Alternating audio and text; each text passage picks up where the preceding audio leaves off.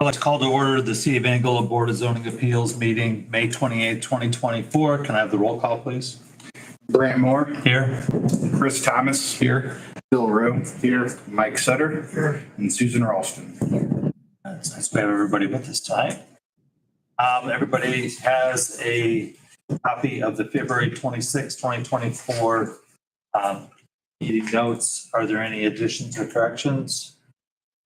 Hearing none, I'll seek a motion to approve as presented. So moved. I have a second. Second. All in favor, saying aye. Aye. Minutes of February 26, 2024 meeting have been approved. A little bit about how we run our meeting is that we'll have the planner will give the staff report. We'll ask questions. We'll read any correspondence into the minutes. We'll ask for any remonstrance. We'll then close the public part of the hearing, and we'll go through findings of fact and announce the vote. All right, first on the agenda this evening is Lot 5 of the Menard subdivision. There's 3 specific variances from this petitioner. That's the only thing on the agenda for this evening. I guess I will add to this for the board. We will go through each one of these separately, do the first one and vote findings of fact, then the next one, then the next one. Yep, right. That is correct. We've changed that instead of combining like we've seen in the past. We're going to go separate, so it's clears up anything in the future. So, all right, going into the first, as mentioned, is Lot 5 of the Menard subdivision. The project name, we done a little restructure to change that is 2024 BZA, the month, and then the first case at 05001. Seeking development standard variances. The owner and applicant is Menard Inc. Patrick Wewell, if I'm pronouncing that correctly. Correct. Location is at the Menard subdivision off of Menards Drive, Lot 5.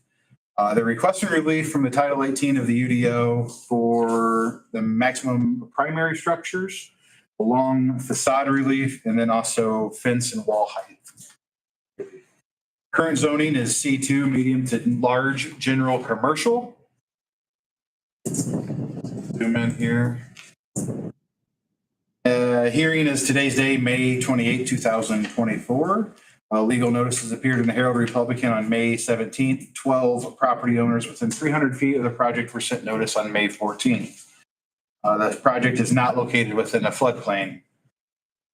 Project background and summary is the Menards retail was first constructed in the early 2000s and was developed amongst 7 parcels of land with the desire to sell off outlots from their property. On February 12th of 2024, Menards Inc. appeared before the Angola Plan Commission and was granted approval for the Menard subdivision, which incorporates 6 lots and 2 blocks.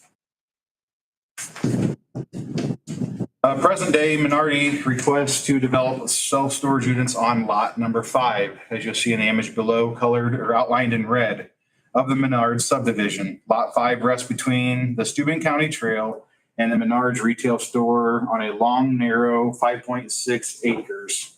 Access to the development would be via Menards Drive.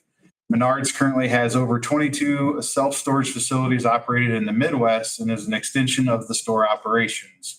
Menards will own and maintain the self-storage facility. Upon initial review, it was determined by staff that development was not in compliance with all development standards. Moving next into the site plan, the applicant is proposing a 429 closed unit self-storage development throughout 15 buildings. The development integrates building facades as its own perimeter, eliminating the need for long fences and enhancing overall security. The facade will comprise of high-quality premium architectural or gray pro-rib metal panels as seen at the Menards retail store and accessory buildings today. Next, it's kind of hard to see is the facades images from the elevations. And the next is a couple images. I would assume it's from their location in Indiana. However, I wasn't sure if it was just a generic overall from their website of their self-storage units. Next, we'll go into the development. For variances, section 18.92.040 K is in king, maximum primary structures of 6. The applicant requests variances to increase the maximum primary structures from 6 to 15 as reflected on the proposed site plan. Additional variance requested is section 18.160.060 B-boy, architectural standards for long facades. The applicant is long facades 30 feet and greater or large areas 420 square feet or greater of a facade without a visual relief shall not be permitted. The visual relief may include columns, change in materials, or any other change of plane of the facade. The applicant requests the visual relief from the north, east, and south facade. And lastly, the third variance is section 18.160.180 C as in Charles. Fence and wall standards for height. The fence shall not exceed 6 feet in height, and the applicant requests to increase the maximum fence height from 6 feet to 10 feet. Next, we'll dig into some aerial images that we captured. We're essentially moving from the northwest corner of lot 5 and moving in a counterclock circle around the lot, just so you can see the views in all angles. As we work through, the image on the screen now just reflects almost over the bike path, Steuben County Trail parking lot, looking straight to the north. So you can see where the bike path goes through up to lot 5.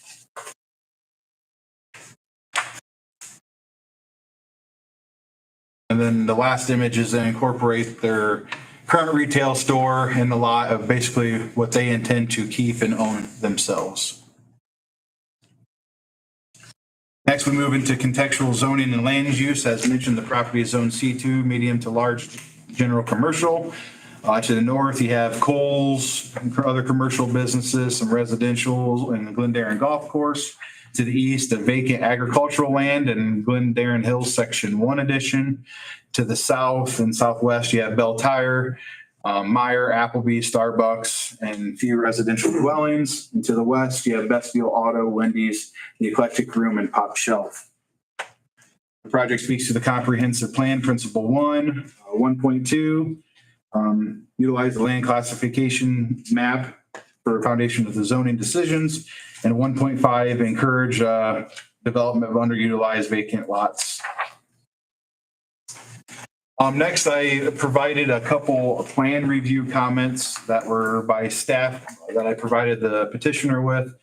We have since, just before the holiday weekend, I was on vacation, but we received comments back.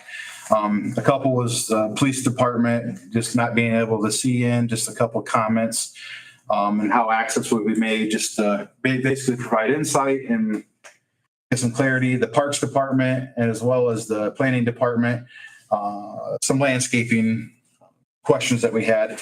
He did provide comments, and a couple of those issues are going to be coming on the future planning commission development plan process of things that are needed, like so the landscaping, which I do have to show you guys.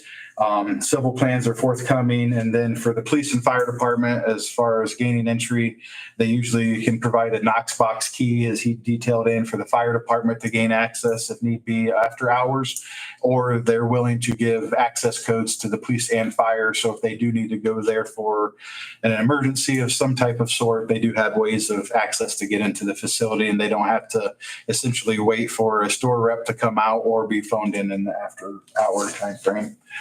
If you look at the screen a little bit closer, or most recent provided elevations from the applicant, a little bit bigger scale than what's on your sheet. And then the landscaping, if we bounce back, what they had before was their existing trees here where you see my cursor moving on the left side.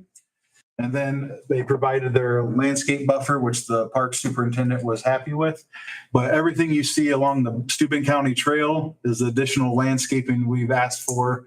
And they placed it there to somewhat add as additional buffer from the Steuben County Trail and to help out with that visual relief request for the south facade, just with the landscaping. All right. Bounce back to the staff report. As of today's date, there's been no public comment received from our office. And then in conclusion, staff is encouraged to see potential development of a shovel-ready site within the community. The proposed self-storage facility aligns with permitted uses within the C2 district. Additionally, the requested variances mirror the petitioner's retail development to the north, ensuring a cohesive visual appearance with the Menard subdivision. Furthermore, the variances help the potential development effectively utilize a long, narrow lot that might otherwise be difficult to develop for other commercial uses. Staff does recommend conditional approval on the requested variances that the development plan approval for self-storage units is granted by the Angola Plan Commission once that project is submitted into our office to be on that agenda. And that is it of my report. Any questions for staff? Okay. You want to give us some comments here and then give your name and address for the record? My name is Pat Wewell. I'm a real estate representative for Menard Incorporated, 5101 Menard Drive, Eau Claire, Wisconsin, 54703. I can kind of just go real quick into just a brief history of kind of how we got here. And then I think based on your explaining before, we're going to go agenda item by agenda item. Right. So I mean, the biggest thing is why 15 buildings Sure. and not 6? So if you just want to You want to start with that one, and then we can come back there too. Correct. All right. Then we can go to the next one. So where we started to get here, so as Brent said, we currently have 22 operating facilities and counting. We have a couple holdovers from last year's construction schedule. I think we have 3 that are still about to be opened. And then we have 17 more in construction this year. The overall goal is as we develop new Menard stores, we're going to be developing one in connection with our new store sites. If you are curious, down in Bowling Green, Kentucky, we just built a store last year and opened it. We are currently in the process of building that facility this year. Why we got to this point is about a dozen or so years ago, we had some vacant big boxes because we had our prototype change very significantly.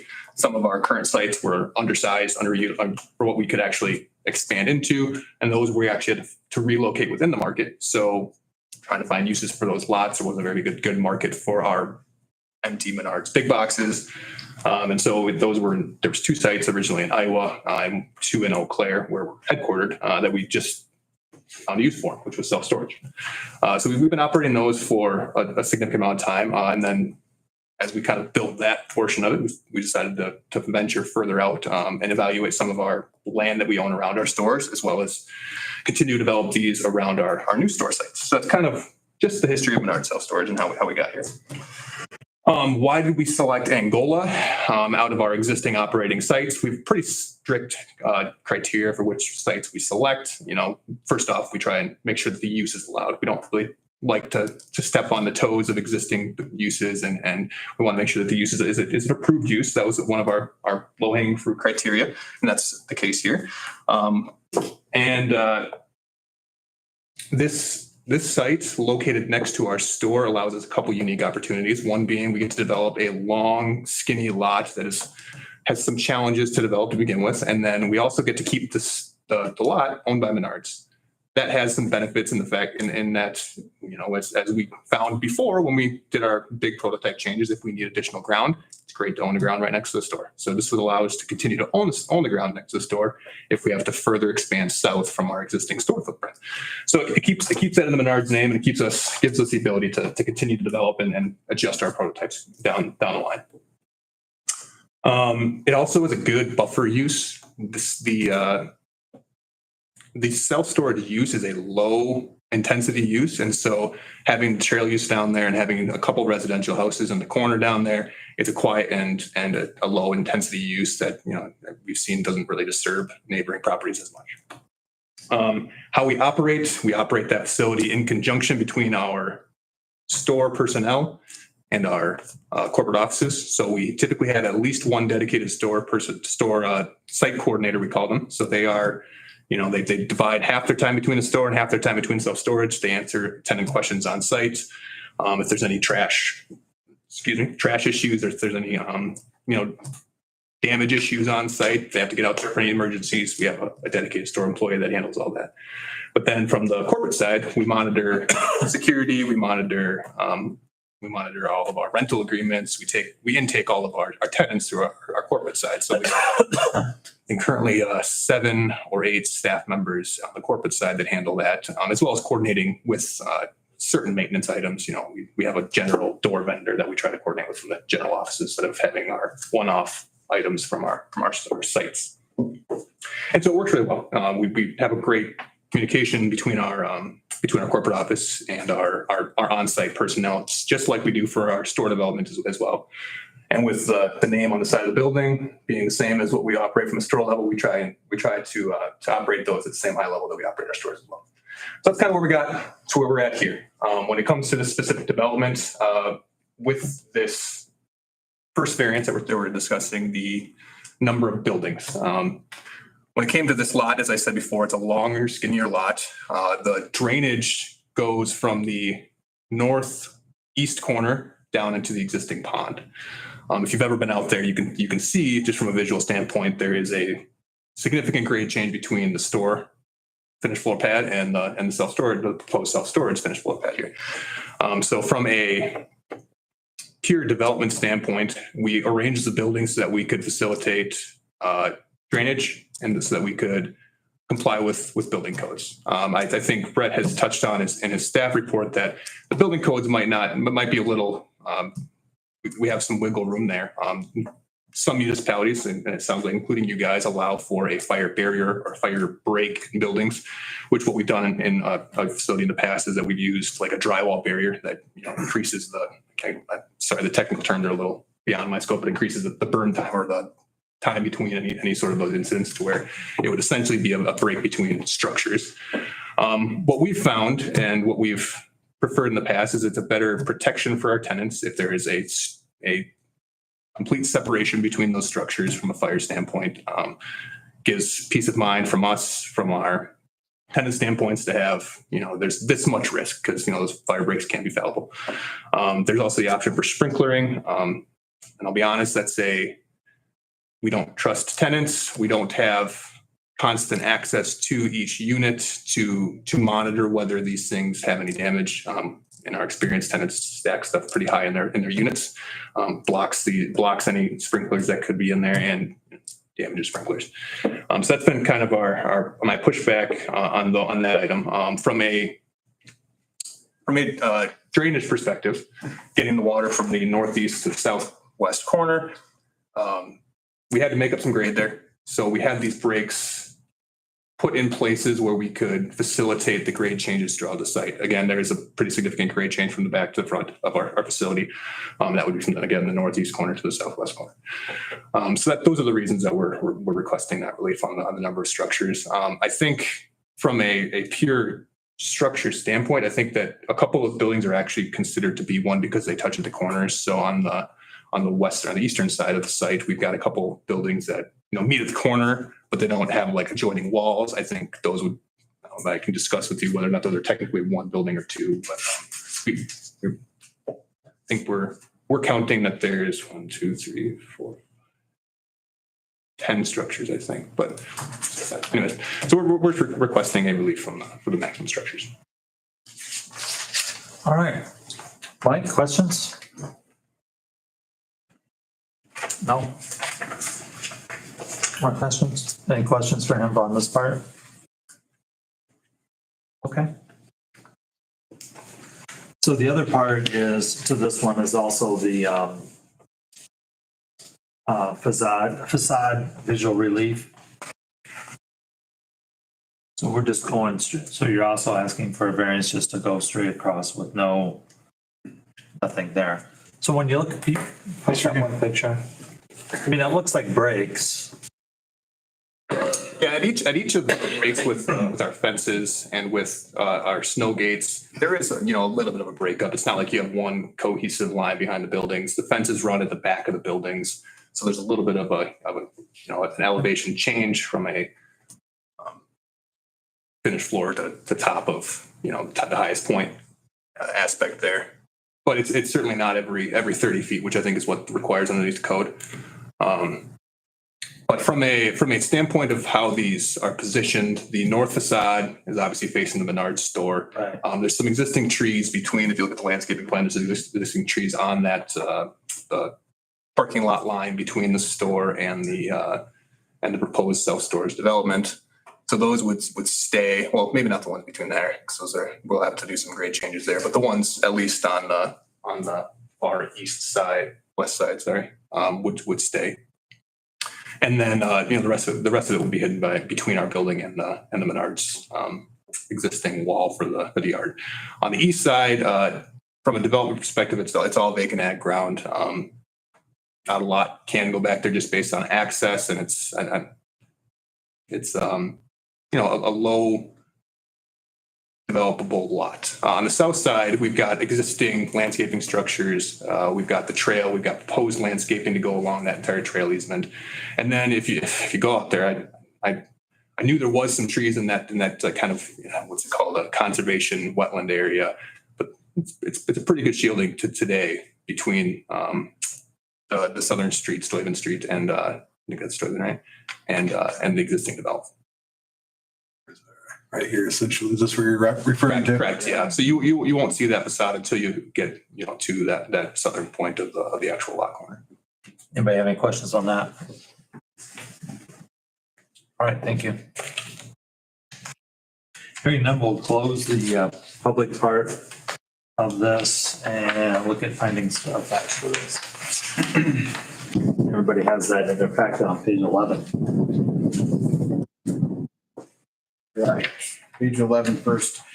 Again, if you'll see this at the top, this is case 2024 BZA 05001.1 for maximum primary structures.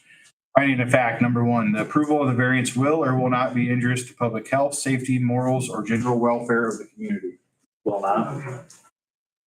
Staff proposes the finding that because the building will be constructed with the same high-quality metal panels as the existing retail store, respect easements for the Steuben County Trail, and this single permitted use for a long, narrow lot optimizing land use. Additionally, landscaping will be implemented in accordance with the ordinance. Agree or disagree? Agree. Number two, the use and value of the area adjacent to the property included in the variance will or will not be affected in a substantial adverse manner. Staff proposes the finding that because the majority of the interior of the structures will be screened by the outer units and provide ample landscaping, traffic is not expected to significantly increase for the desired use, and the units will provide additional noise buffer to the operations of Menards. Agree or disagree? Agree. Lastly, number three, the strict application of terms of the ordinance will or will not result in practical difficulties in use of the property. Will? Oh, will. Sorry, can I get another? Oh, well. Okay. Staff proposes the finding that because it will make it impossible to comply with, or staff provided a strict application because it will make it impossible to comply with building and fire code requirements, and also would not allow for adequate stormwater and drainage design for the development. Agree or disagree? Agree. Do I have a motion to approve with the conditions that are listed? Also move. Second? Second. All in favor signify by saying aye. Aye. All opposed, same.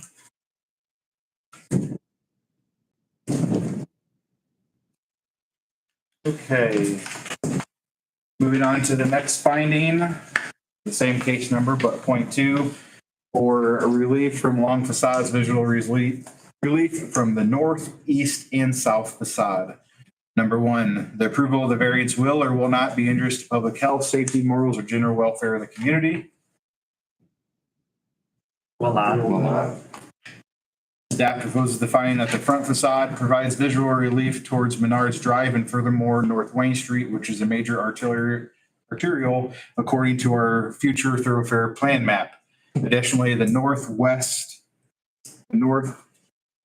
supposed to be east, my apologies, east and southern facades are heavily screened by existing structures and vegetation. Agree or disagree? Agree. Number two, the use and value of the area adjacent to the property included in the variance will or will not be affected in a substantial adverse manner. Staff proposes the finding that existing structures or landscaping on neighboring properties already significantly obscures the view of the north, east, and south facades. The west facade meets required visual relief requirements where it was a higher priority since seen from a major thoroughfare and its access street. Agree or disagree? Lastly, number three, the strict application of terms of this ordinance will or will not result in practical difficulties in the use of the property. I'm sorry, Will.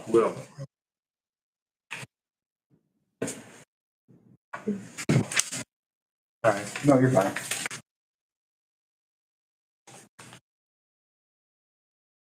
Proposes the finding because the north, east, south, and long facades are facing heavily screened neighbors' properties that will provide no significant aesthetic benefit. Additional landscaping will assist in providing visual relief. Agree or disagree? Agree.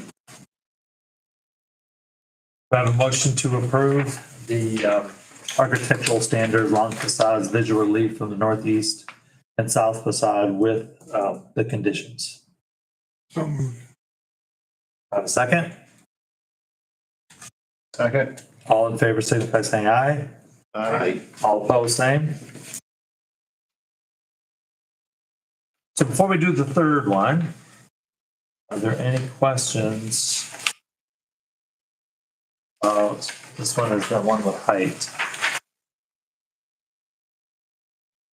Page. I would like to reflect too on this last one. I have another grammatical error. My apologies. For number three, approval will not. Okay. Well, does anybody have any questions or comments about the maximum fence height going from 6 feet to 10 feet?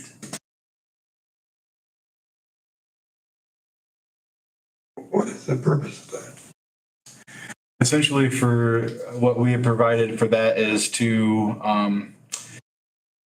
keep like their perimeter fencing next to the buildings instead of coming out to the property line.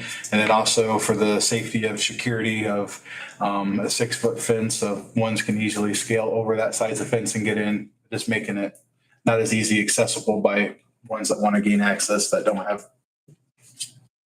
Kind of like a prison theory, right?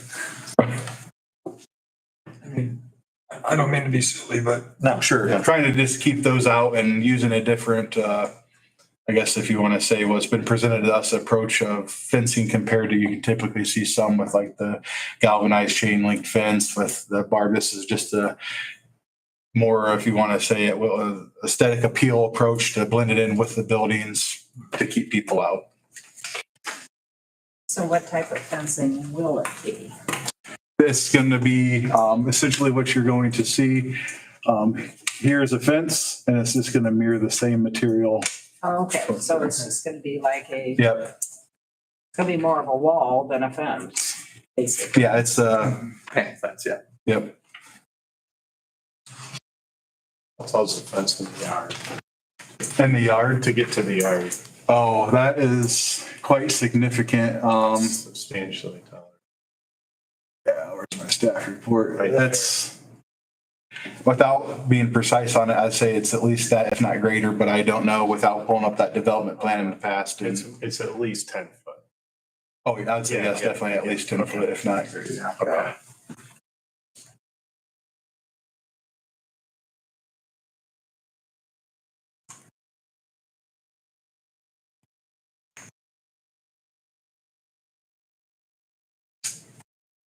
Ready for the findings, sir, on yeah. perfect? All right. So point three is for fence and wall height. Number one, the approval of the variance will or will not be injurious to public health, safety, or morals, or in general welfare of the community. Will not. Staff proposes the finding that because an increase in fence height will provide additional security benefit to the enclosed storage units and mere resemblance to the primary structures, materials, and aesthetic appeal. Additionally, higher fencing placed throughout this development will not impede pedestrian or vehicle traffic flow. Agree? Number two, the use and value of the area adjacent to the property, including this variance, will or will not be affected in a substantial adverse manner. Will not. Staff proposes the finding that because a well-designed higher fence can create a more visual, cohesive, and secure appearance for the self-storage units, enhancing the overall aesthetics and surrounding area, landscaping will run between the Steuben County Trail and development to further soften the visual impact. Agree? And then lastly, with that changes, the strict application of the terms of the ordinance will or will not result in practical difficulties of the property. Will. Correct? Will not would be an approval. That was my So it should be will not. correct. Will not. Okay. Staff proposes the finding that because a permitted 6-foot tall fence would not provide the desired security to protect personal property stored within this type of development. Additionally, the petitioner's request fence height will consistent with perimeter materials and be built in line with the development building line being placed from property lines and easements. Sorry, tongue twister. I want to go back. Shouldn't it be will? If you want to approve this, it'll have to be will. That's right. Sorry. Okay. My apologies. So will. Yeah. Agree. It's a, Let's take a revote on that this week. Thank you for catching that. My apologies. So will, a new vote for that, just so I know. Yeah, well. Will, okay. Would you like me to read my findings? Sorry about that one. Do I have a motion to approve with the conditions listed? Second? All in favor, signify by saying aye. Aye. All opposed, same. Approved.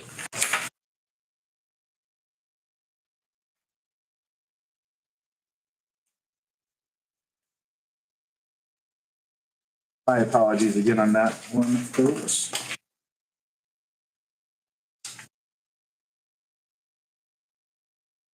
Okay, that is all I have for this evening for staff reports.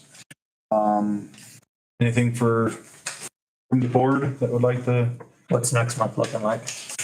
Right now, I did not check my email the last hour, and we will be having a meeting next month as well. Yes, so. I spoke with the gentleman earlier today around 2 o'clock, and all he was waiting on is to give me one signature on an application. He has all other documents, and he was just wanting to all at once compared to a couple different emails. So just being a little bit more clean on his end. So there will be, same petitioner, but a handful of variances for a project coming that they have. So. Okay. All right, if nothing else, we're adjourned. Hey, Joe, time, Steven. Yep. Thank you. Thank you.